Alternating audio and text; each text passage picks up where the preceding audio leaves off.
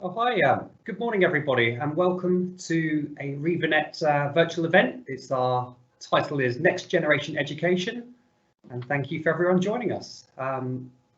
We have many visitors, new and old, so I welcome you all to this event. So as just a quick introduction, I'm conscious everyone's got busy days, so a quick overview of RevaNet. We work with independent schools in the UK, mainly independents, colleges, many logos from small to large, and everything to do with technology and infrastructure. We have cybersecurity, IT support, but again, essentially helping many schools get the very best value they can from technology to improve learning. If you ever need to get in touch with myself through the event today or in the future, email address just on the bottom, and I will remind later on. But without further ado, we have some fantastic speakers who've been able to join us today. So we have Jessen Chen, Director of Operations over at, so we have Q House School, Maida, Vale. There's 5 schools part of the group, so great introduction to the audience. Followed by, we're very kindly sponsored today with Ruckus CommScope, and they're our technology partner for all things wired, wireless, onboarding, so connectivity, so very enterprise grade tech. Followed by David Nanton. He's heading up Francis Holland Schools Group, a really inspirational speaker, and so recently moved over from St Helens, was his previous school, so great to have him on board today. We're pleased to have Anna joining us as well today from Eton College, so that is fantastic, so thank you, Anna. And followed by Alex closing out the event, and he's going to be the keynote for the session. And then following this, we have a Q&A session. So what I'll do, we have Hasina is going to be running the order of the day. So she's going to be introducing and summing up on each occasion. So what I'll do, I'll hand across to Hasina, and Hasina can take things from here. So thank you very much. Thank you so much, Nick. Hi, and welcome everyone to today's session. As Nick mentioned, we have a jam-packed agenda. We've got 5 keynote sessions from industry experts, subject matter experts, to showcase their experiences and advise us on some of those best practices when adopting the latest tech in schools and colleges. As Nick mentioned, at the end of all the 5 keynote sessions, we're going to wrap up with a question and answer session. So as we're going through the different keynotes today, drop your questions into the Q&A window, and we'll do our best to answer those at the end of today's session. And just to reassure any of you that may need to dash off for an emergency cup of tea or reply to an email, we've got the whole session is going to be recorded end to end. So this will be a reference for you to come back to should you need to at any point. And with that, given that we have such a tight agenda, I'm going to introduce our first speaker. We've got Jessen Chen, who is the Director of Operations at the Gardner Schools Group, who's going to talk to us about how we can prepare our students for the real world. Over to you, Jessen. Hello, everyone. Thanks for the introduction there, Hasina. Yes, I'm the Director of Operations at Gardner Schools Group. And Nick, we actually have 4 independent schools, primarily based in West London. So thanks for the other one, but quite busy right now with 4. So we have 2 senior schools. One is Q House School and another one which is recently opened called Maida Vale School. And we also have 2 prep schools, Ravenscourt Park Prep School and Kew Green Prep School, which is a beautiful school kind of right next to Kew Gardens and kind of backs onto the Thames. Beautiful. Our central ethos of the schools is about adding the most value to each student that comes through our doors, regardless of their academic ability, and allowing them to fulfill their potential while they're with us. But I'll circle back to that in due course. When Nick asked me to do this talk, he gave me this working title, Preparing Our Students for the Real World. And I said, yeah, I could talk to that. So when I was kind of formulating what I was going to say, I kind of examined what he meant by the real world. As far as I'm aware, students live in the real world. So then I started questioning, maybe I'm the one who's not living in the real world.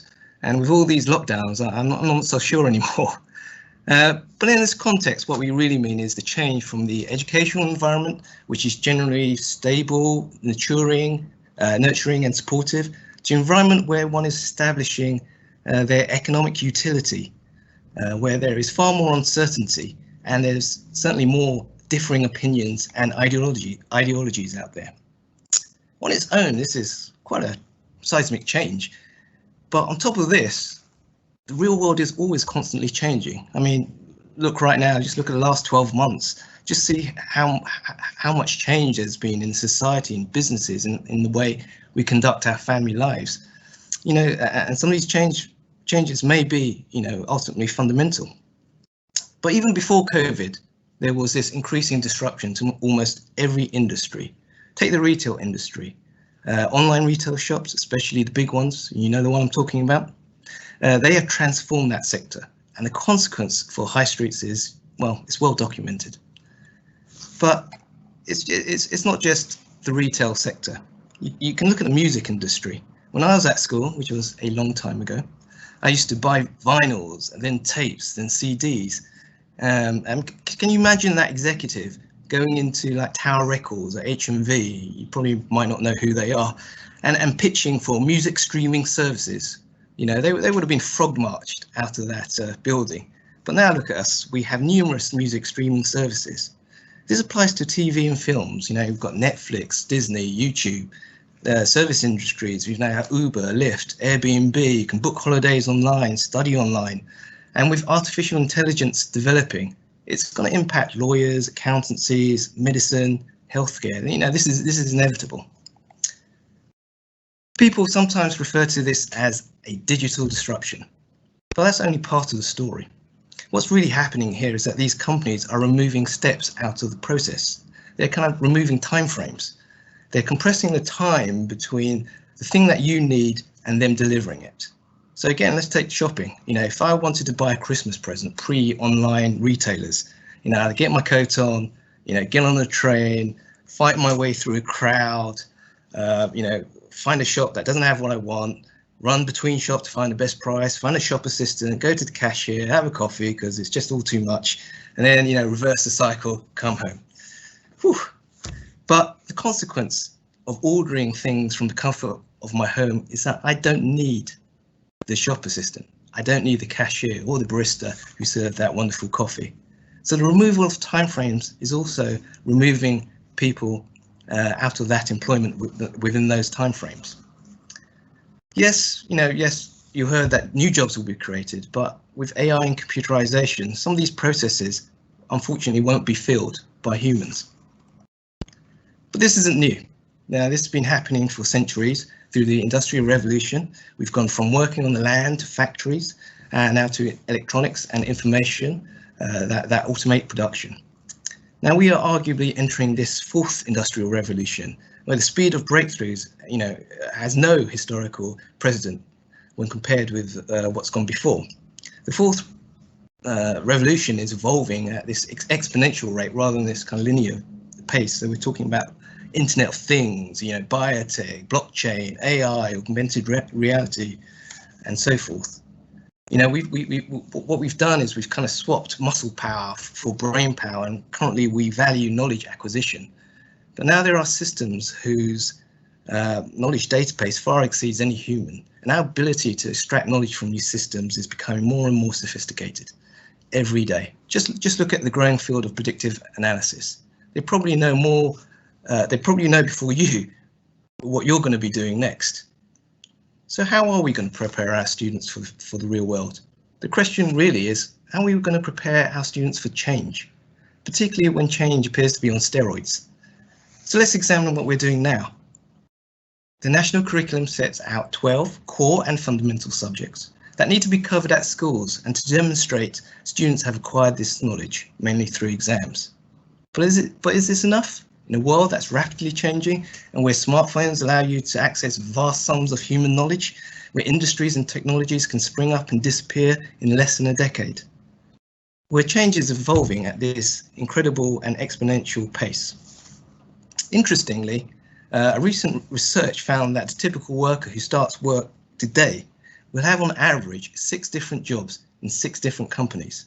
This may not be down to industrial disruption, but an active choice from the Generation Z and successive generations. The concept of this kind of job for life, I think, is something that, is something in the past.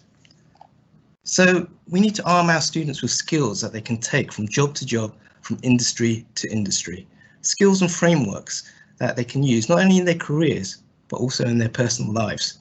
Having a competency in core skills is absolutely essential, but we need to spend more time on what I call transferable skills. Ability to sell, collaborate, question, empathize, leadership, perseverance, resourcefulness, project management, financial acumen, budgeting, resilience, well-being, debt management, data literacy, emotional intelligence, personal responsibilities. I could go on. And I know some of these sounds like characteristics, but actually a lot of this can be taught. And like most things, the more you practice, the better you tend to get. And more importantly, you learn by doing. And schools are safe environments to practice these skills, because it's better to fail and learn at school than in the real world, where the consequences of failure are far more penal. Knowledge acquisition can always be gained at a later stage. A good salesman can sell any product, not necessarily because they know the product intimately, but because they understand people and how they buy. These transferable skills are more likely to be used daily. For me, I remember I went to schooling, and then I went to uni, and then I went to did my professional exams. And a few years later, I was sent on a negotiating course. I said, I didn't realize there was a framework and a process for negotiation that I can learn and apply. I just thought, like many people, I think they just muddle through and pick it up as you go along. But this is a skill I actually use daily. When I'm negotiating with my kids, or I'm negotiating with my colleagues, this was a real seminal learning point for me. But yet, to this day, I've never been asked about a quadratic equation, thankfully.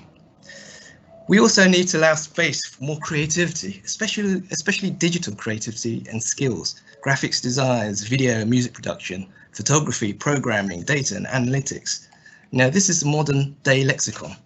Why? Because if companies are reducing timeframes and processes, they still need products and services to sell.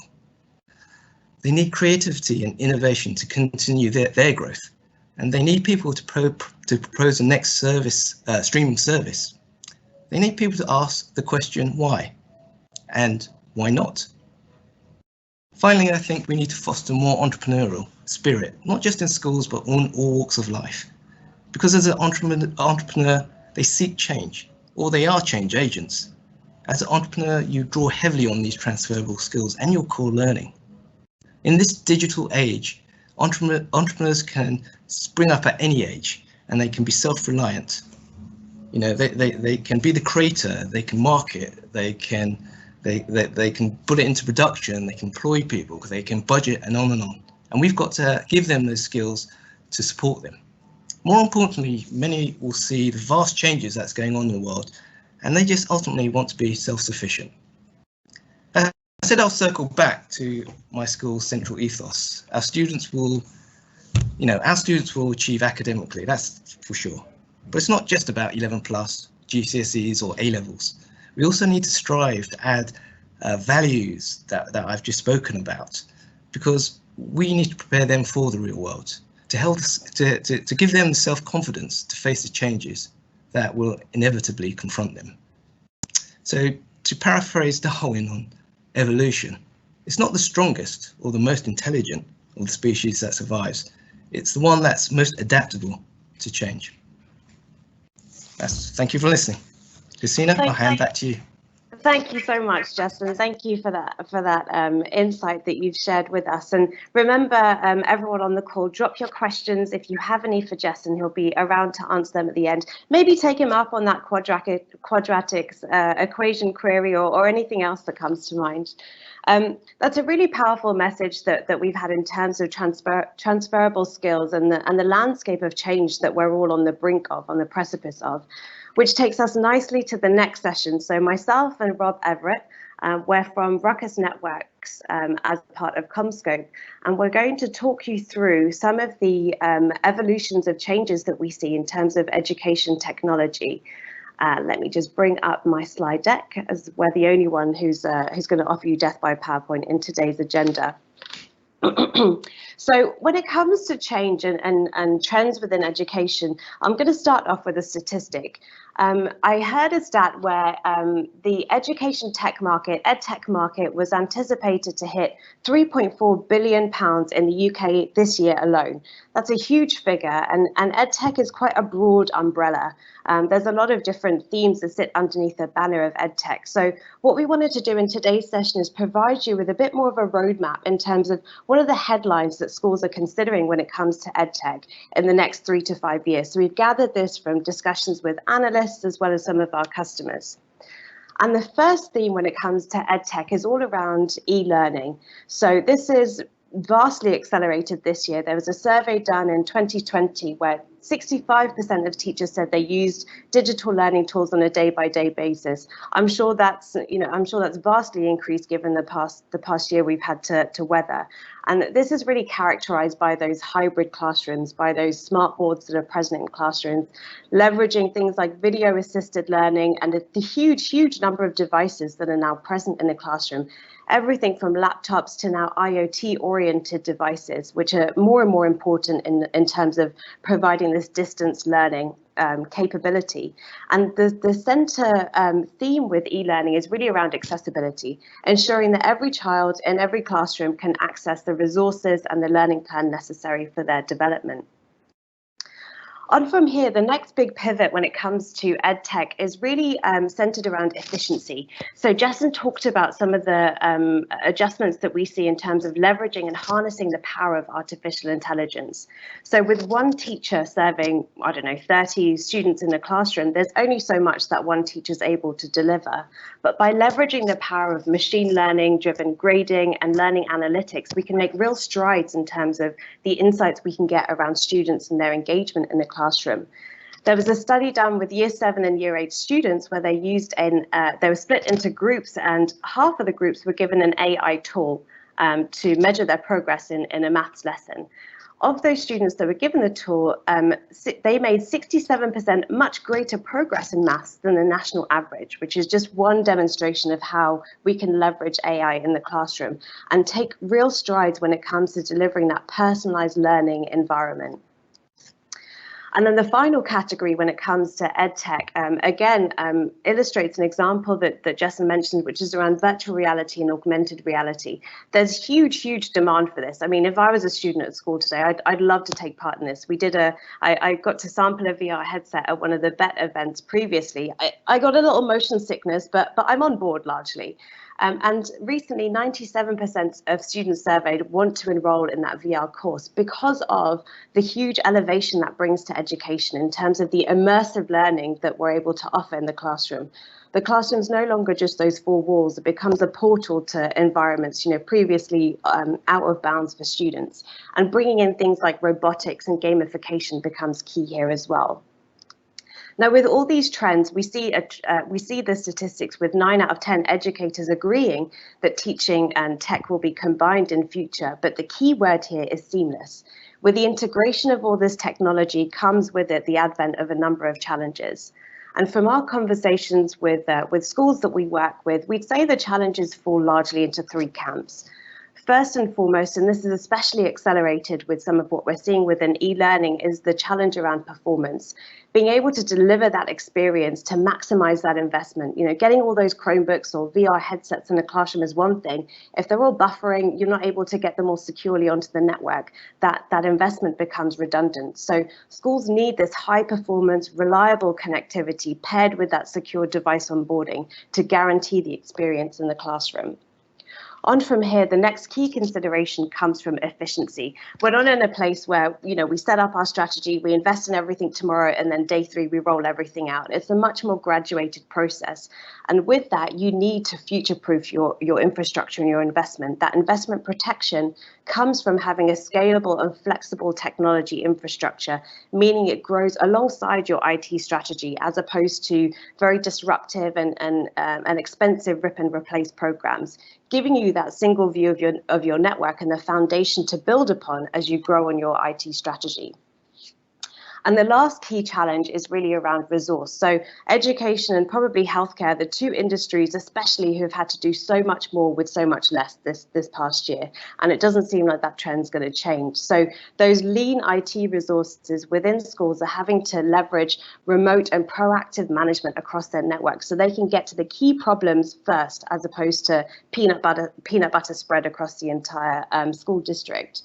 And here we're trying to harness the power of machine learning and AI-driven management to make the management platforms an extension of your workforce to boost that efficiency and pair it with some ease of use.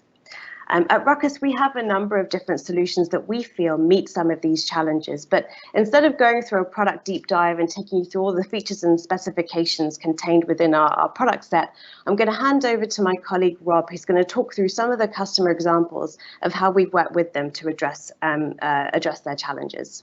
Over to you, Rob. Thank you very much, Hasina, and hello to everybody. So my name's Rob Everett. I work for Ruckus CommScope and been managing and operating the partnership with ReveNet for many, many years. And this slide just gives you an example of the success that we've had within this industry. Some of the names you've already heard from Jessen, you will also hear from Anna and from David today as well. But this just gives a clear example of how successful we've been. So why are we being successful? So if we click onto our next slide, we'll be able to see an example of some of the solutions that these schools are going to be installing. So this is the Ruckus Cloud dashboard that enables schools to be proactive, to be able to view their sites wherever they are, whether that's utilizing the app on your smartphone device, or whether that is a web browser, to be able to proactively monitor, manage, deploy and support your ongoing networks. It's also supporting on and how your networks are growing. This is just a great example of how easy and simple Ruckus is to do business with. And if we click onto the last slide, and a few people, Hasina and Jessen, have already mentioned the virtual world at the moment. And I live in a virtual world. We all do. I've not left the house for the past 12 months. And doing homeschooling as well and being well booked day to day. I have my little boy dressed up as Harry Potter next to me, quite silent, which is great. But this shows a heat map of what we can actually do in partnership with ReveNet. So being able to do a survey of the school virtually has been a bit of a game changer for us. And we work with ReveNet very, very closely to be able to design a network efficiently. And be able to give schools that future network that's required to support the ongoing learning. So that's it from me. Hasina, I hand over to you again. Thank you, Rob. So I hope we've given you a flavour in terms of some of the technologies that are on the horizon, some of the challenges that are commonly faced, and given you an option, a way forward in terms of some of the partnerships and advice we can help offer in terms of figuring out a pathway ahead and how to address those. With that, I'm going to hand over to our next session, our next keynote speaker, David Nanton, the Director of Information Systems at France's Holland Schools, who's going to talk about how to get your infrastructure ready. Thank you, Hasina. I was a bit nervous there listening to you speak because you started talking about some of the things I thought, I was going to touch on, but it's good that we have that sort of seamless connection in the things we're talking about this morning. So good morning, everyone. Listening to Jessen speak earlier reminded me very much that is very much the ethos at the Francis Holland Schools, that preparing our girls for the real world and looking at innovation, and the way we approach education.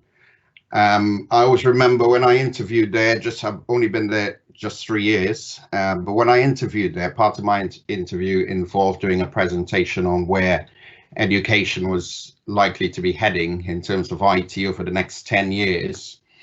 And most of the things we're talking about now, Hasina talked about hybrid classrooms, IoT devices, VR, AR, all of those are things I talked about that I anticipated would be happening over the next 10 years. I don't think it was anything particularly revolutionary. Anyone works in IT knows that those are the things that were on the horizon. But over the past year, some of these things have become a reality in 3 years, not 10. And that's the situation we're in today. I think most of us, I'm sure we've all had those moments over the past year where we've been setting up online meetings and preparing our schools for remote teaching and learning using Teams and various other platforms, only for somebody's internet connection to let them down. I'm sure you've seen all the memes on the internet, etc. And that's infrastructure at work, really, in this case, failing for that particular individual. And really, now think of that on a larger organizational scale. That's where, for me, infrastructure is really the delivery system for what we're trying to achieve. So we have a vision as an organization of where we want to go, but getting your infrastructure right is the key to actually getting there, and also to continuing your journey in the future. So for me, we cannot underestimate the strategic importance of the IT infrastructure to achieving your school's objectives. For me, it's a starting point for any IT project, but also more importantly, it's a starting point for how you go about delivering that broader strategic vision and goals. And the question I always ask is, can the current setup support whatever it is we're trying to do now, and also what we would be looking to do in the future over the next few years?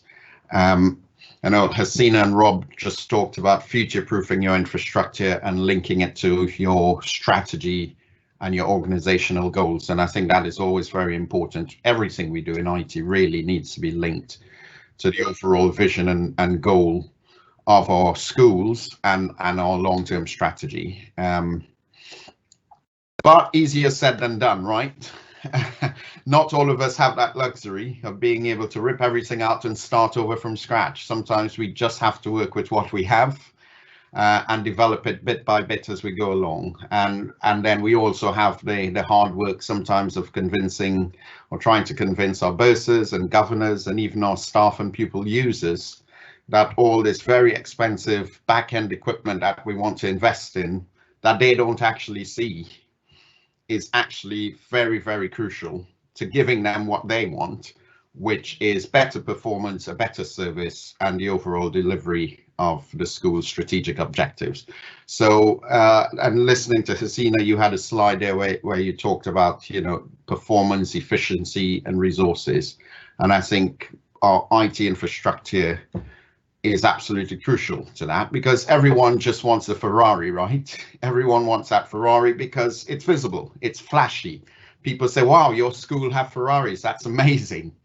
And there is absolutely nothing wrong with that. We should want the Ferraris. We should want the best for our schools. We should want the best for our staff and our pupils, etc.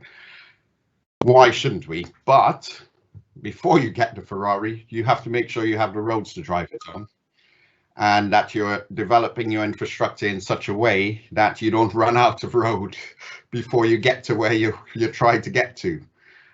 So I think if there are any bursars and heads or anyone making those decisions listening this morning, don't skimp on your infrastructure at all. Don't skimp when your IT directors and managers, etc., start talking to you about switches and servers and all the things that just sound completely boring to you. It is absolutely quite important, and it has to be a good road. It has to be a good road. If you try driving a Ferrari on a country lane at top speed or a road full of potholes, if you survive that and you don't kill anyone in the process, you would probably cause a lot of very expensive damage to that Ferrari anyway, and ruin it in the process. So and you'll be then dealing with some phenomenal repair costs. So one of the first things I tend to do when I start at any organization is an infrastructure review.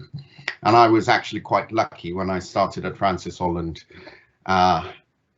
in that respect, because I inherited a plan from my predecessor to upgrade the infrastructure. It was a very, we had very old servers and switches, and the infrastructure was quite old and in need of a total overhaul. And my predecessor had already started putting together a plan for that. So I was lucky in that I was able to come in, and having gone through my interview process and had an understanding of where the sort of vision of the school was and the trust and where we wanted to go, I was then able to start building an infrastructure from the ground up, with that vision in mind. And you know, we engaged with RiverNet to help us do that. They came and helped us, did a review of our entire infrastructure. We came up with a 3-year plan. And Ruckus is here, so we put in a Ruckus infrastructure. Our network, both are wired and wireless, is Ruckus, and that, you know, I linked it in my presentation. Of course, I always say I had to go to the governors, and it was a huge investment that was required to do all of that. But in my proposal and business case to the governors, I made sure to link it very closely to the strategic objectives of the trust and what it is we were trying to achieve, and what I saw as the future of education. Some of it is a reality now. That, you know, Hasina talked about moving beyond the 4 walls of the school building. That is something we always saw as something down in the future, and then suddenly a pandemic hit in 2020, and here we are. So, you know, and when we talk about infrastructure, of course, we're talking about servers and SANs and switches and wireless and these things. Of course, now, as we've been in a pandemic and with the move towards cloud services, a lot of that now, the focus on that is on a strong network that can facilitate that connectivity to the cloud and those services. So when we talk about infrastructure now, I think a lot of the focus is on your wired and your wireless networks at your schools. Again, lots of schools are now rolling out mobile devices, Microsoft Surfaces and iPads, etc. Wireless then becomes absolutely critical to that, and the ability of your wireless to support all those devices. Your wired network still plays a role, your internet connections, and whether, you know, again, you have all the systems in place and your internet connection goes down. In fact, one of my colleagues at another school, I don't know if he's managed to get on, but he called me this morning because both their main internet connection and their backup has gone down and because of a problem in the area. It's a school just up the road from me, so he was calling me to find out if I had internet at home. And again, you put everything in place and then the internet goes down. What are you going to do? So again, look at your internet services and your contracts and your arrangements there. Things like again, with the increase in home working, there's increased threat. So what about our firewalls that we put in place to protect our networks and to protect our remote workers? And of course, we can't skimp on power. Power is the Achilles heel of technology. Again, you can have the best technology in the world. If the power goes, nothing works. So don't skimp on your UPSs and your backup power as well. So I would say good, just summarize, I'm probably wrapping up in less than the 10 minutes, but I would say to summarize, a good modern IT infrastructure is one that lets you innovate, but it's also one that is secure and scalable so that it can support new products and services and transform business processes. Your IT infrastructure should allow you to collaborate more effectively, both internally and externally, with your staff, with your colleagues, and with external partners. It should now provide secure web-based and mobile access to share data and apps and services from any place and any time. If I may just summarize, what does a modern IT infrastructure look like? Well, I would say, first of all, it should be resilient. You need to have, as I talked about, backup power, backup internet connections, resilient connectivity on your internal networks. It should be agile, flexible, and scalable.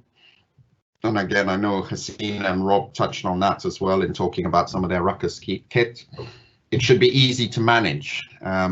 You know, certainly in terms of your admin consoles and your web-based admin consoles, etc., that allows you to control every aspect and monitor every aspect of your infrastructure. it should be able to support rapid development and deployment. And lastly, I would say it must provide world-class security that reduces your risks.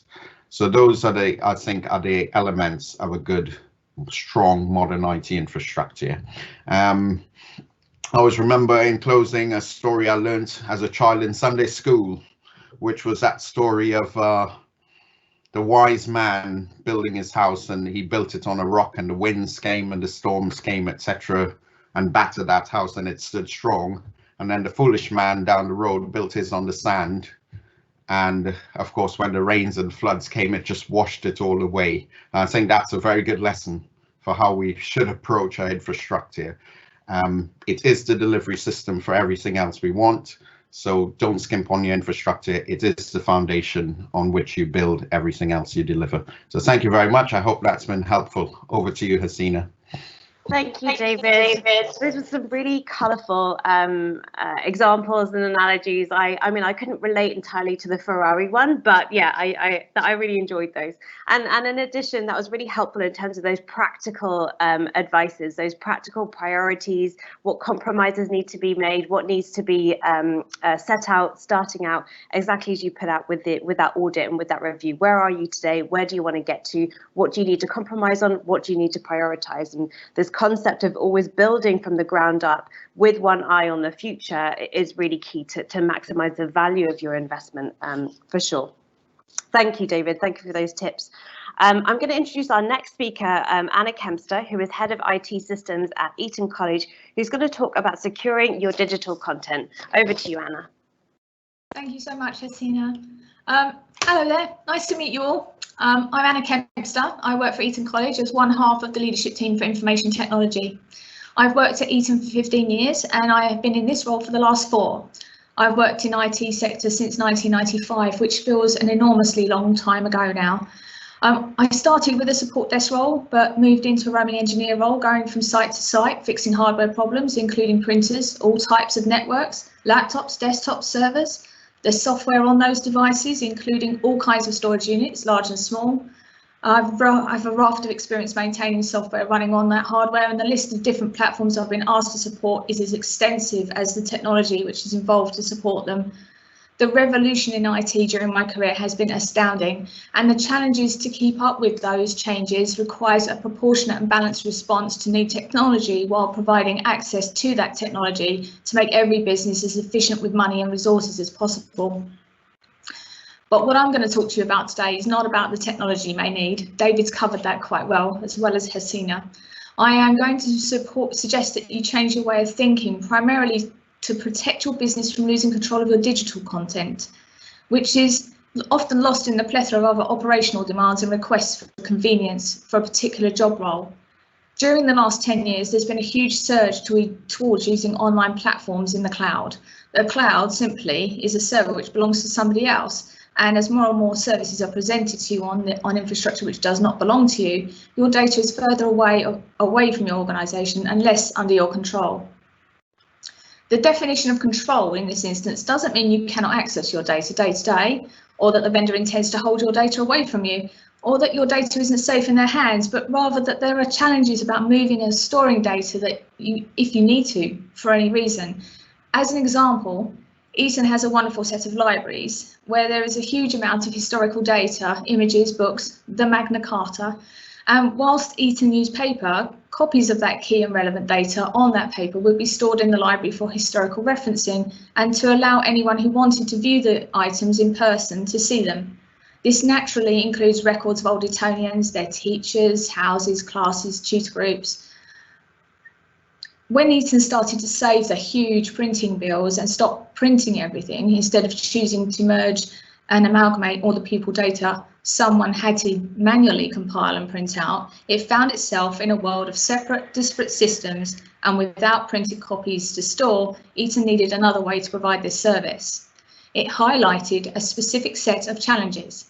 Eton's data was spread out across a lot of systems in the cloud and in-house, but they were not linked together and not easily compiled together into one view, visible in one place for the convenience of those intended to see them, or available to archive without an extreme amount of effort by someone manually fulfilling that task. Eton's former head of IT, who you know as John Sainthouse, encouraged me to formally become a business analyst. To bring all the data together under one platform, making it easy to see, easy to manipulate, and to join that data together appropriately to provide it to the appropriate audiences. This vision included digital copies of the items in our wonderful libraries. Eton's data strategy formally changed in 2017 after we proved it was possible to link together all the data to the Eton's leadership team. Eton went from looking for systems which could fulfill an operational need in isolation to finding systems which fulfilled the operational need and allowed Eton to retain access to the data by acting as the central point for that data. Business analysis bridges the gap between the business requirements and IT, bringing them much closer together. It identifies business requirements and links business requirements together, so the organisation is not continually reinventing the wheel. It allows for the business to understand the challenges for IT professionals, as well as helping the IT professionals understand the needs of the business much more clearly. It saves an awful lot of time and money in the long run as a result. In terms of data storage strategy, if we think about it as an analogy, a good example is our solar system. Imagine Eton as the sun, radiating data to our main service providers, who are the planets revolving around Eton and who all need Eton's data connection to survive. The moons around those planets are secondary systems which Eton accepts may be lost should anything happen to those companies. They usually contain data which is not needed for long-term storage or can be reproduced in another way. So with Eton's data at the core of Eton's systems, and with all the key new data fed back to us from our suppliers providing operational support for particular functions and job roles, Eton retains and controls all of Eton's key data. We hold that data and push it appropriately to other systems, avoiding linking vendors to each other whenever possible. It means Eton can change suppliers and have more peace of mind about security of our data, protect ourselves from business decisions outside of our control as much as possible, and be reassured that we won't get locked in out or lose our own data. After all, companies are bought and sold all the time, and sadly they can fold. They can take a turn of strategic direction based on market forces. This can cause challenges in terms of data loss or wastage, no matter which industry you are in. Some software providers can feel this can lock you into their solution, making them more likely to tell you to change the way you do things as an institution rather than update their software.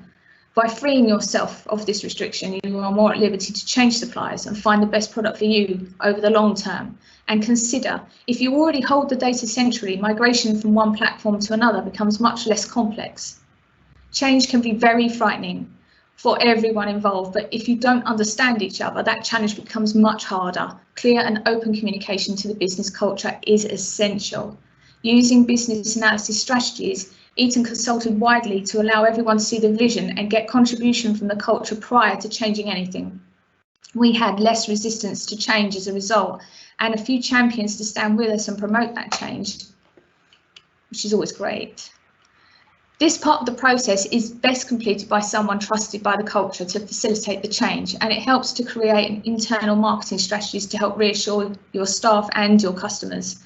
It's not an easy journey. It requires someone who understands the business processes as well as the IT systems, who listens to the requirements of the culture and understands how to implement them, or when it's not appropriate to implement requirements via IT solutions, but suggests a change to the business process instead. They need to understand how the systems can be linked together, how the data can and should be stored, and whilst that sounds like a tall order, there is help out there. RevaNet have that expertise. They do this on a daily basis, and I think they can help you start and continue that journey. John started me on this journey nearly 5 years ago now, and Eton and I can't thank him enough for it. So if you want any help or advice, I'm more than happy to talk to any of you at any time. Just send me an email, but RevaNet are there too, and they have a lot more people behind them. And if you ever want to come and see the wonderful libraries, tours are available too, as soon as this pandemic allows us. I love the libraries, you will too. And now I'll hand the floor back to our wonderful hosts. Thank you so much, Anna. Those are some really, I think data is always a big murky cloud, and I think managing it in a methodical fashion and a structured fashion is really important. So thank you for those insights and those key tips on how to have a different approach when it comes to data management. With that, I will open up for our final keynote session. We have our last speaker, who is Alex McGrath, who is going to cover the concept of classroom in the cloud with us. Over to you, Alex. Thank you very much, everyone. Gosh, I'm the academic. I'm the ex-head teacher of a couple of HMC schools, Leighton Park and Kings Ely. My company, now Castlegate Education, helps schools to develop strategies to become educationally and commercially more successful, both in the UK and overseas. After working in UK independent education, I went and worked for the British Council all over the world, managing teams across various continents. In 2014, I wrote this. You can't see it probably, but it's called Classroom in the Cloud. I'm not trying to sell it because actually it's completely obsolete now. You know, it's at the time I was saying blended learning. It's so important. It's the future. We've all got to do it. And how do you do that as a head teacher, as a bursar? How do you lead your school through this enormous disruptive change? Well, the key message of that book was think about what you're trying to do as educators. Think about what you're trying to do as school leaders. There are so many challenges in this technological world, but actually this is about connecting the child to the teacher, to the learning. That was what the whole thing was about back then. But gosh, you know, I tried with my governors to get them to get the whole school changed around a fantastic blended learning future.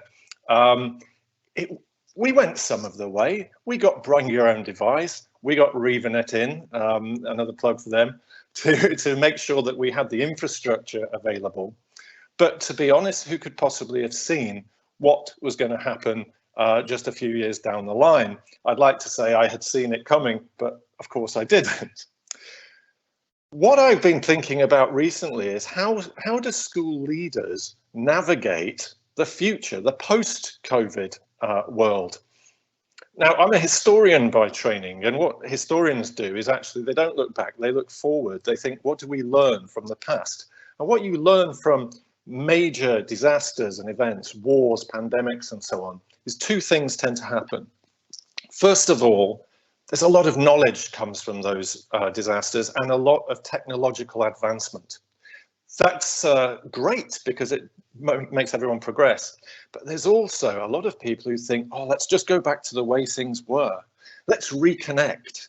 There's a huge hedonism in the 1920s, everyone going and drinking gins and having cocktails after the First World War. We've been having quite a lot of gins and cocktails in lockdown, haven't we? But my goodness, when the pubs open, I imagine they're going to do a roaring trade. Let's hope that they do. But I'm really worried that educationally, there's going to be so many people who are so tired of the sustained pandemic and lockdowns and kids learning online that they're actually going to start wanting to go back to the way things were. Let's be really, really careful. We shouldn't be running away from technology back to these halcyon days, because wasn't everything wonderful before 2020? You know, let's actually think about things for a moment. Charles Handy said in the book The Age of Reason in 1990, we're all prisoners of our past, and it's hard to think of things except in the way we've always thought of them. But that solves no problems, and it seldom changes anything. Let's face it, we all know that educationally, schools haven't changed very much for over 100 years. Ken Robinson, who we lost this year during the pandemic, would talk about this Victorian system that was killing creativity. Well, what an opportunity we've had, because back when I was ahead in 2013-14, and I wanted to move my school on to embrace technology, one of the big pushbacks was teachers don't understand it. They're going to need all this retraining. How can we use all the right kit? How can we buy the appropriate kit? How can we get the right infrastructure in place? It's too much like hard work. Well, what a fantastic opportunity there is now for leaders in schools, head teachers, bursars, governors, to actually change educationally and commercially for the better. It's a really interesting and exciting time. Yes, our people are going to need nurturing. The parents have been beleaguered having to look after kids at home and assist their learning. The teachers have worked phenomenally hard, and in some contexts are now being asked to work through the summer as well. The school leadership teams, I was talking to a head the other day who burst into tears when I was talking to him about strategic leadership, because he had been putting on this brave face for over a year and he was just feeling crushed. So let's really think carefully about what we expect people to do. And one of the ways in which technology can help, of course, is some of it can make life easier. Assessment tools, putting parents' evenings online. Oh, that's been brilliant. You're no longer having to sort of jostle for position with the person who's basking in the glory of their marvelous child for 20 minutes. It's been great actually to see the way in which we've adapted and made life easier in all sorts of different ways. When you're looking at thinking about doing things more commercially, well, here's the great thing. It used to be that every school had this little group of people, maybe even one individual, who kept all the tech to themselves, who kept all the understanding. They were the tech guru in the school. You'd ask them to fix something and they go, and that was it, it was done. And they never showed you how to do it because they love keeping that information to themselves. Well, now every single person in the school has experience of handling technology. They've got personal experience of what works and what doesn't. So we've got a huge raft of people who want to be involved with using this properly in the future. This means that as a school, you're going to be delivering educationally far better if you decide to consult and decide how to use that knowledge, that new knowledge that people have. Even the dinosaurs have had to use computers and will have to acknowledge when they've done things properly and when it's been really, really difficult for them. So there's a massive amount that we can learn. And what we're learning as leaders now is, first of all, where's the expense been? Not just the resources that are financial, but also the resources that are human. Where have the successes been? What can we actually do now to actually produce something really commercially exceptional? I'm thinking of two schools at the moment who have decided to do two very different things. Harrow have launched Harrow Online. It's a commercial venture. It's something where they're charging a very significant sum to people all over the world to access a Harrow education. It's going to develop a fantastic revenue stream for them. Meanwhile, Winchester College, another fantastic school, has decided that all the online content which it has amassed, it's going to make available for free for young people in Hampshire who can't afford a Winchester education. So you have one school which is thinking, how can we advance our commercial capabilities? And of course, that money will come back to the school for their charitable objectives. And another school that says, we've got all this fantastic content, we can actually develop our charitable objectives elsewhere and in our local area. Most of the independent schools in the UK are charities. This is a really important thing for them. And then there's the reach that schools can have. Boarding schools have been used to engaging internationally in the past, but not actually distributing their content to a wider world. They've had to do that through the pandemic. And the way they've communicated and the way they've reached out has been fantastic for their overseas communities. It's actually enhanced their reputations overseas. But now day schools can also reach a wider audience around the world. It's a fantastic opportunity for us commercially to do that. So what's the issue here? Again, I mentioned a head before who was very beleaguered. How do you now lead out of the pandemic, having led through it? How does the bursar support a head who now says, brilliant, let's put everything online, because the bursar will say, crikey, that's going to be expensive. Well, let's just sort of rein everything in. Put your hand on that head's shoulder, especially if they're super excited about things. I think one of the problems is that people have been talking about strategy being dead over the last year. Schools have had to put their strategy on hold. They haven't been able to think a year ahead, never mind 5 years ahead. Sometimes they haven't even been able to plan for the following week.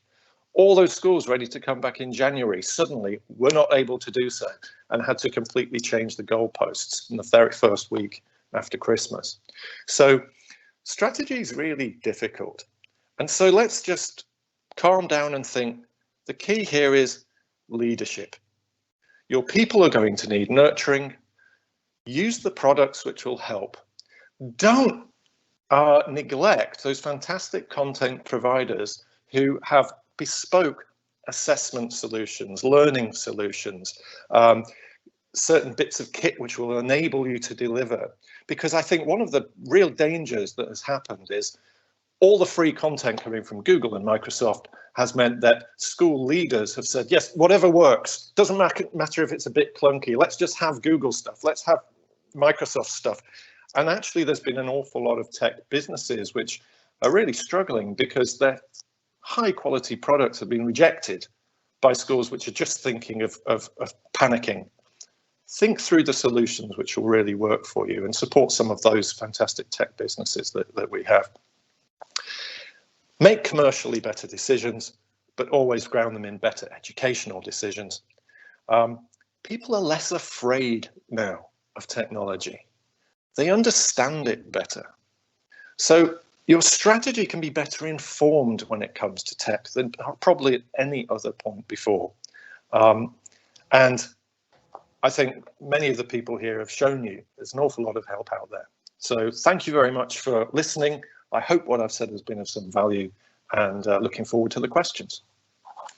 Thank you, Alex. That was a really insightful way to look at the change in leadership when it comes to schools. So that was the last of our keynote session. There's still time to drop some questions into the Q&A tab. I'm just going to run through a short summary of what we've heard and what we've learned today. So we started the day off with Jessen talking about the transferable skills and adaptability we need to embed in our school children by putting them at the centre when it comes to considering, what the future looks like for them. On from them, we heard about some of the trends that are coming up in EdTech, everything from e-learning to AI-driven applications through immersive learning delivered with VR and augmented reality. What are some of the underlying challenges there, which David added great context and a tactical approach to that in terms of when it comes to getting your infrastructure ready, what are the 1, 2, 3 steps you need to take to maximize those efficiencies and minimize disruptions when it comes to your IT infrastructure. We heard from Anna, who busted some myths when it comes to data management, gave us a new prism to look at this through the context of the work that's been done at Eton, and finally closed out with Alex, who gave us some really insightful tips on how to break down silos when it comes to leadership and stop gatekeeping knowledge and start building out cohesive strategies that lend insights from across school organizations. So with that, I'm going to thank each one of the speakers for being here with us today, each one of the attendees, and I'm going to hand over to Nick, who's going to moderate our Q&A session. Thank you, Hasina, and thank you everyone for some fantastic presentations. So I'm conscious of time. I know we did suggest 11 till 12 sessions, so happy to keep the Q&A event flowing. This is being recorded, so if you do need to check out at 12, then feel free to check in on the Q&A piece afterwards. But all right, let's kicking straight off. Jessen, one for you. Why have you got so many clocks behind you, and why are they an hour forward? Well, I like to remind myself that time is really valuable. We can do so much in a day, and I have this notion that I rather create than consume. So the time kind of just keeps reminding me that I've got to be busy, and also I like to stay. It's an hour ahead because I just like to stay ahead of everybody, get the jump on them. So that's the reason why they're that far ahead. Great work. Thank you very much. We've got a one on relating to heat mapping. Is there a charge for it? And I say completely free of charge, so we can come to your campus. In fact, we're doing about 3 or 4 at the moment for a handful of schools with essentially we just get the CAD plans from the estates. Along they come, and we're able to essentially splat different coloured blobs. So essentially do you need high bandwidth? Do you need high usage, low usage, offices, classrooms, auditoria, external? and we send those back within 3 or 4 days, and you can then make your judgment. And sometimes people can use those plans for their own purposes. If they can engage with us, that's fantastic too. Right, we've got one for you here, David. What does good look like on the infrastructure? What does good look like? Yeah. Well, I would say, you know, again, just to recap the points I made towards the end, I think resilience is important. As I touched on, power is the Achilles heel of technology, so ensuring you have good power backups, having your resilient and backup internet connections, that for me is one of the more important aspects of an infrastructure. But also it's something, with the best will in the world, you know, all of us, all IT professionals, we think in 3 to 5 years. We're always looking towards the future and keeping an eye on trends and developments. And we try to plan our infrastructure to support what might be happening, not just now, but what might be happening in 3 to 5 years. So I think an infrastructure that's scalable and flexible and agile is important. Sometimes some new technology comes in that is so disruptive that maybe no one anticipated it, or no one anticipated it so soon. And that's a risk I think we all have to deal with. But I think a resilient infrastructure, one that is flexible and scalable, and certainly one that is secure, because I think security, the more we use data, the more we use online services, the greater the risk we're facing. And I know a lot of schools are facing a lot of ransomware attacks and cyber security threats at the moment. So if I had to choose 3 things, I would say it would be that: resilient, flexible and scalable, and secure. Thank you very much.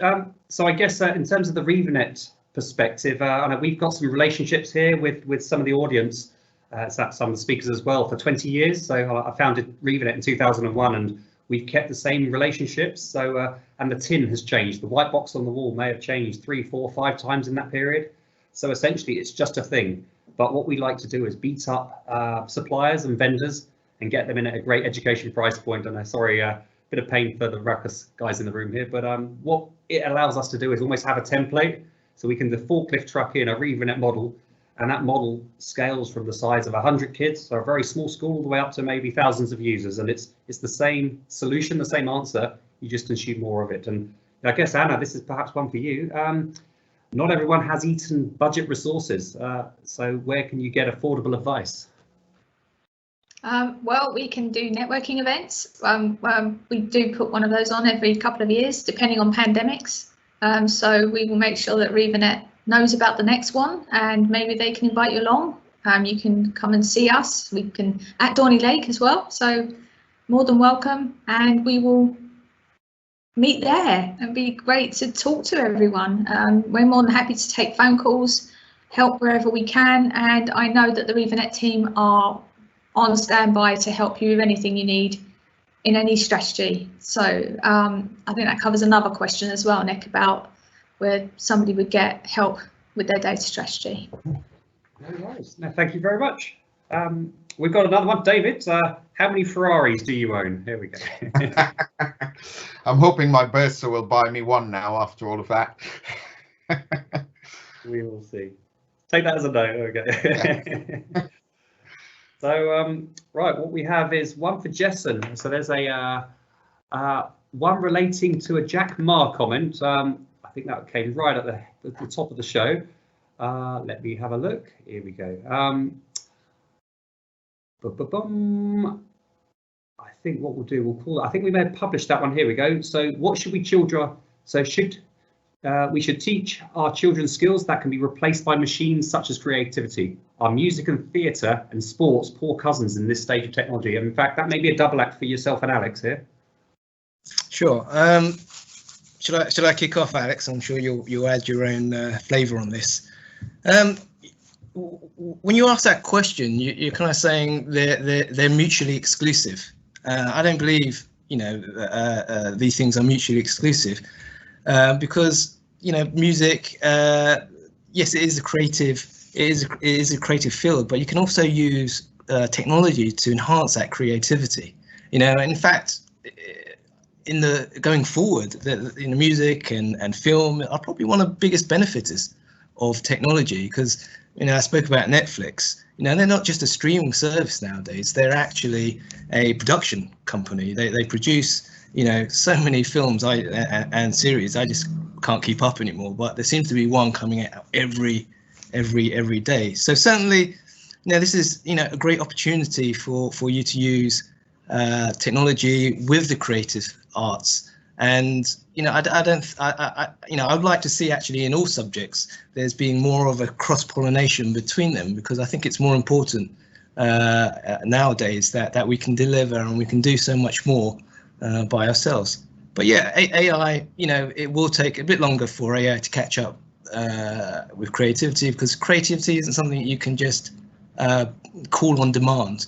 You know, creativity normally happens when you kind of bump people together, and, you know, they find out something that they're doing, and it creates a spark, and then they can, you know, flourish, make that flourish and build.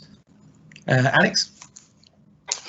Yeah, I think this is a really interesting one, isn't it? I mentioned before about the technological progress after a crisis, but also people want to go back to the way things were. And people have been talking about the human element of school being so incredibly important to young people, to teachers. The parents are starting to see how important that is. But do you know what? There are some kids who don't like school.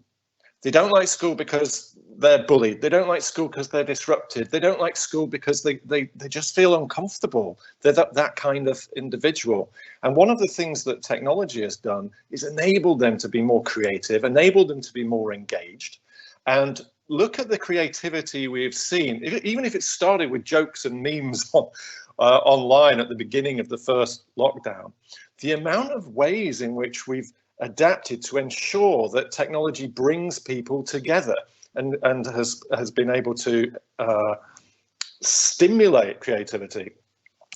My son had a cooking class online run by his psychology teacher, and they talked afterwards when these A-level students, they were all talking and doing this cooking practice together. They then talked about the psychology of connection through food as part of a lesson. I mean, it's just amazing the way people have used this, and undeniably what you might call human elements have still been resilient throughout this pandemic. And I think also, again, when I was talking about leadership before, schools should think of the ways in which actually we've been able to keep people connected because of the use of technology. The children who might have been sick and not accessed school in normal circumstances, or in remote communities, if you're up in the north of Scotland or something like that, the ways in which you're able to deliver remotely, not only maths and chemistry and things like that, but actually really practical subjects. Strathallan School up in Scotland, a bit of a shout out to Mark Lauder and his team there. They've been doing fantastic sports lessons online. It's been really fabulous how we've been able to combine the human and the technological. Fantastic. And I guess there's another one just come through. With pupils coming back to school, won't we need to use technology less and focus on face-to-face learning? I guess that's again Alex and Jessen. Well, I think I've sort of made that point really. Yes, we'll have to use it less because nobody wants 100% online learning. I say nobody. There have been one or two schools who have actually set up wholly online campuses now, but they're tending to reach a very, very certain kind of niche market, and a niche market that perhaps needs that kind of provision. Yes, we've got to scale back the amount of lessons online, but the capability of delivery means that we'll be ready for things in the future, means that we'll be able to find really exciting and new ways and novel ways, or have found them, of delivering various lessons and various activities. Fantastic. Right, I've got a great one here with we have networking events in person, or are they virtual? What can we attend? What is used in the future? That's probably one for myself and the Ruckus team. So very kindly, we're able to tap into some sponsorship funds from time to time. So we had a fantastic wine tasting event not very long ago. One was gin tasting, so they don't always revolve around alcohol, but that can be a theme. But yeah, I say, Rob, maybe you want to share something on the process there. Yeah, so Ruckus CommScope are looking to put quite a few events on this year, probably virtually until we're actually allowed to put on a conference. And some of them are going to be next generation IT infrastructure, education for the future, and some of the other vertically aligned markets that we sell into as well. So watch this space. Watch our LinkedIn pages from both Hasina and myself. We do share pretty much every single day something to do with Ruckus CommScope, and there's always some great stuff on there as well. Great stuff. And we do have, so Ruckus is one of about 30 things we do. I know there's a lot of other vendors would love to be in this show, and we tell them to, I know, it's a lot of these technologists, these companies, these suppliers, get it. It's very confusing, very weedy. And if you go to the BET show, there'll be 600 stands, 600 events. And what do you go to? Who do you listen to? There'll be 20 flavors of this box or that cybersecurity solution or that piece of software. So what we try to do is whittle that 600 down to the best one of each flavor. So again, Ruckus is our flavor on all things connectivity. Then we have cybersecurity products. We have, so again, hopefully, and what we also have is referenceability. So I'm sure, as Anna has shared, Eton is a great reference site, but as is David over at Francis Holland, and Alex has taken ReVaNet into a number of schools. So again, it's and maybe it's a case of having easier lives and just getting on. And a lot of bursars say they are so busy doing what they're trying to do, they don't need to worry about this as well. So, all right, we've got another great one here. Is in fact back on the events. We will be running, so the ISBA event that was due to be running in May this year, that's now been postponed till November. So we're going to be attending the ISBA one. I think it's in Wales now. It was going to be in Manchester. BET show is now going to be again for next year, so that's been postponed for this. So again, we'll come to those, but then we'll run an Eton Dorney one in alliance with with Anna and her team. That's fantastic. And London-based ones, maybe up in North. So, but essentially, little round tables of 20, 30, 40 like-minded individuals having a bit of fun. So on the next one, we have, what does the panel think? This is probably open for everyone here. When all pupils return from next week, that we should do anything differently, e.g. allow pupils to bring their own devices into the classroom. Let's start off with Jessen. Hi. Yeah. I think actually, you know, the first, actually it's funny, right now where I am, you know, we have a number of our students coming in for their lateral flow tests. And it's just amazing because you can suddenly feel the energy because they've just been pent up for so long without seeing, you know, some of their friends only virtually. So certainly I think, you know, when they come back, there's going to be, you know, a period when we just have to remember what it's like to be around each other. But certainly, you know, I think this whole lockdown period has given schools and industries, you know, real food for thought. You know, we know that even after this lockdown, there are going to be firms that aren't going to send or going to reopen offices, you know, in central London because of rent's expensive, and they've realised actually people can be very productive at home. So, you know, I think when they come back, you know, I think our students, you know, need that time probably away from devices for the moment, but I think over time they'll get back to using devices because I think it's going to be just integral to their futures. You know, I don't think it is very difficult to get away from technology because it is so easy, and you know, there's vast sums of knowledge out there that they can tap into. So that, you know, but for now, let's just enjoy them coming back into school. Let's go for David for the same question. Yeah, I agree with Jessen. Actually, I think it's a bit of yes and no. I think there will be a period where I think you just want to re-establish that human contact in the classroom, you know, among the pupils and with their teachers. But I also think it's important we don't let the lessons that we learned from this pandemic just fall by the wayside. I think what we've learned over the last year I think we've learned that, you know, education can be transformed. We can extend it outside the four walls of the classroom, and also that the use of technology can really improve collaboration and the way we do certain things. So I think it's what I think is important. I think for me is there's a line I think we wrote into our IT strategy, which says we recognize that IT is never going to replace the skills of a teacher. It's just there to enhance it. So it really is something the schools need to manage. It's by all means, let them bring their devices in and use them in the classroom, but that still has to be managed by the teacher. I don't envisage it will be something every single class will involve people sitting there with laptops in front of them. There will be moments where it needs to be used, and there are times when the teachers will say, now close the laptops and let's have a face-to-face conversation and face-to-face engagement. So it's a bit of both, really. No worries. Alex, you kindly gave ReVaNet a little plug earlier. If we can give Castlegate a little plug, do you want to say a few thoughts on that?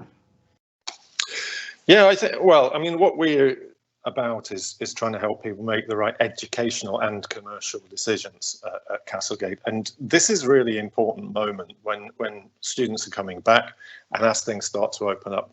Of course, one thing to point out is different ages of children do require different things. And so primary or secondary children, for instance, need a certain type of instruction.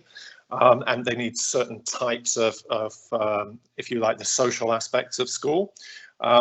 There's also, when you look at teachers, different teachers are going to need different kinds of treatment and handling. They've all been working extraordinarily hard. But when you think of, say, a primary school teacher who might be a classroom teacher for 70–80% of the contact time with their class, that's very different than a subject teacher in a secondary school, which will see a class for maybe an hour 3 times a week. And I think when it comes to the relationships between people, a lot of people want to get back to that relationship. But one of the things that was being discussed in one school I spoke to, where they were saying, let's do all the fun stuff in the summer. So let's do all the competitions that we weren't able to do. Let's do the sporting challenges. Let's do a play and a music symposium. Great, but do you know how much teacher time goes into planning those things? How tiring that is going to be? So you've got to be careful. I think the main thing in this next couple of months is nurture your people, nurture your teachers, nurture the kids, listen to what they want and need, deliver what they want and need, but plan for what's going to happen from September onwards. That's brilliant. Thank you. Right, final one. This one's for Anna. Cloud IT. Are you tied to a single supplier? Absolutely not. But you do need a clear strategy about how you're going to maneuver around it. It's all about the approach. It's not just getting into it, but getting out of it as well, because you don't know what's coming. There might be a global pandemic. Oh no, that one's happened. So you just need to think about in terms of, I'm going to do this, how do I get in, how do I get out, and how do I support myself, make sure that the data is available to me if that service goes down, or if you lose something that is the core of that system. So for example, if their infrastructure fails, how would you continue as a business? What's your business continuation plan? How do you get around that issue? Okay. Thank you very much. So Hasina, if I think we're pretty much done on the Q&A. So Hasina, if you'd like to wrap up, and thank you very much. Yeah, I just wanted to, I learned a lot as well from the Q&A sessions. That was really valuable. And I want to thank each one of the speakers for sharing their insights and their knowledge with us today. I think all of us have taken away some really practical tips about what to do next. And I think the point that Alex made as well about Alex and Jessen, in terms of when we go back to school, what that really means in terms of, taking things in a staggered, measured fashion with the well-being of teachers and students at the heart. The technology is simply supposed to help with all of that and create an ease of managing everything rather than an additional pain point. It's meant to elevate the experience in the classroom, rather than disrupt and take away from it. So with that, I will thank all the speakers, thank all the attendees for today's session.